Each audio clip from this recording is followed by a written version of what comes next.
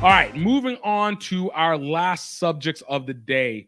And this is one that is very interesting in terms of the development of rugby in the US and obviously the initiatives that are being needed to really try and bring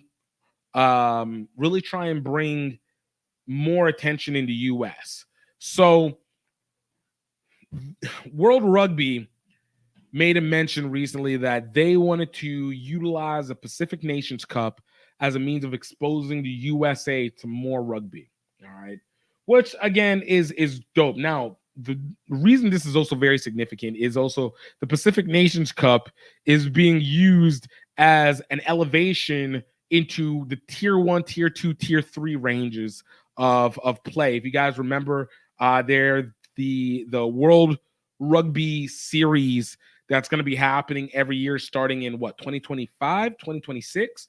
That the Pacific Nations Cup actually literally allows teams to enter into it. So the US and Canada would have this opportunity to be a part of that versus Japan and Argentina already existing in it, and then obviously Fiji in the tier 1 range. So but what they wanted to bring out from this Pacific Nations Cup is that they want to use the U.S. as the jumping ground. So one of the things that they were very, very, very proud about is that they are going to open up and close games in Los Angeles to put it on the biggest stage. Again, great. It's a great idea. And if you guys don't know, let me backtrack. Pacific Nations Cup involves Fiji, Samoa, Tonga, Canada, Japan, and the USA. And they want to put them into that. This allows them to be in this competition to be in the same various echelon as the Rugby Championships and the Six Nations. They want to put them in that field for the Pacific Nations plus USA and Canada.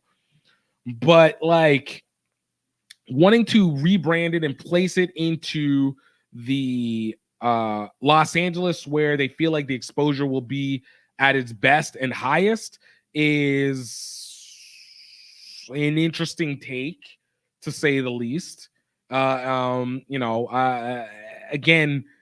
this works if you utilize the entertainment nature of the area. Otherwise, you're just talking about a place that the time zone is at the worst possible time, and you're actually pulling away. Yes, the West Coast has it, but the majority of attention goes towards East Coast time. Like that Central to East Coast is better TV time than Mountain to West Coast.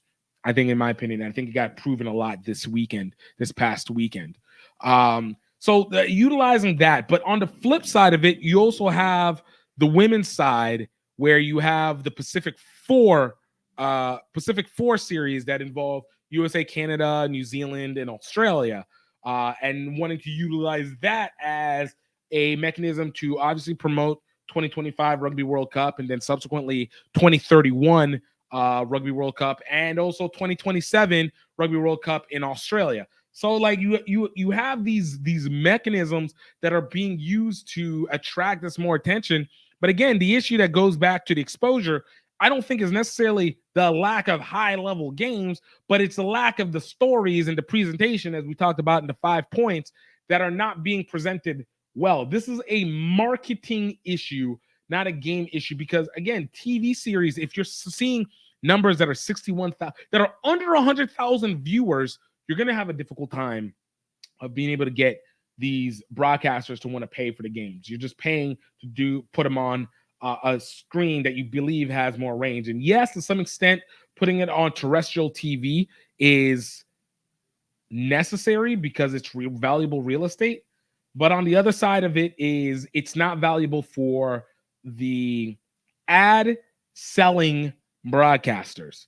So if you're not putting a story behind it that gets people over to it, and it's not just simply putting up the billboards, but it is doing the interviews. It is doing a tour of interviews and putting them in places where you can increase the SEO, to increase the number of explanations that go on social media and TikTok, and doing things that do not feel like they're commercial, corporate gigs, but feel human and subsequently add to it. Like, I still want to know what the numbers came from after Six Nations full contact, how they did for the Six Nations at this moment. Obviously, we're still watching it, or how it did for the first games of it.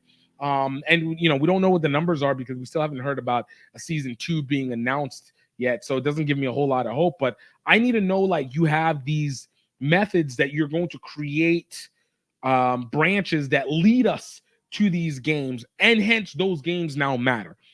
Otherwise, the exposure that you're looking at is just going to be basically the same fan base over and over, where you might get 25, 35, 40,000 that are going to go to a game, probably for the both of these Pacific Nations as well as Pacific 4 series. You're probably looking at 25, 35,000 people maybe that are going to go to the games, depending on the weekend that you do it. God forbid you do it on another calamitous weekend that has 3 major rugby matches that are happening in the U.S. all at the same time. And that just splits the nation across the coast. But you also are adding to the value factor that these games are, because even with the women's game, like, again, there's so many women's games that are happening, like another USA Canada game, and we're talking about what, 1,500, 1,000 people, 2,000 people that are going, because, and then it doesn't even really get streamed or broadcast anywhere significant. So how are people supposed to be able to get exposed to the game if you're not putting them in places where they have access and you're not giving them reasons to go and invest into those games? So I have questions when it comes to how they want to perceive this exposure the way they want to, especially with everything leading into it. Yes, they're great games to have from a rugby standpoint, but again, the one that you need to get when it comes to 2031 and 2033 are casuals. You got to win the casuals. If you don't win the casuals, especially by 2028, you're going to have a very hard time, and none of these games are going to mean anything, and it's just millions and millions of dollars that are just going through the ringer regardless. Just going through the ringer. Like, that's goes without saying. All right. So again, let me know what you guys think about this, man. Do you feel like the Pacific Nations Cup, do you feel like the Pacific 4 series has enough juice to be able to increase exposure, or do you feel like there needs to be different look? Do you think it may be less games? Do you think it might be more games? Where is your thoughts? For me, like I said, I don't think more games are necessarily the issue, even though that's the product that you sell. But again, I think that you need to put more value on the games that are already existing, and then obviously make sure that the players are increasing, which is where I guess obviously the more games are going to be playing into it accordingly. But man, it is definitely one that I'm not impressed with the thought process because I don't feel like they're seeing it through. I ain't convinced.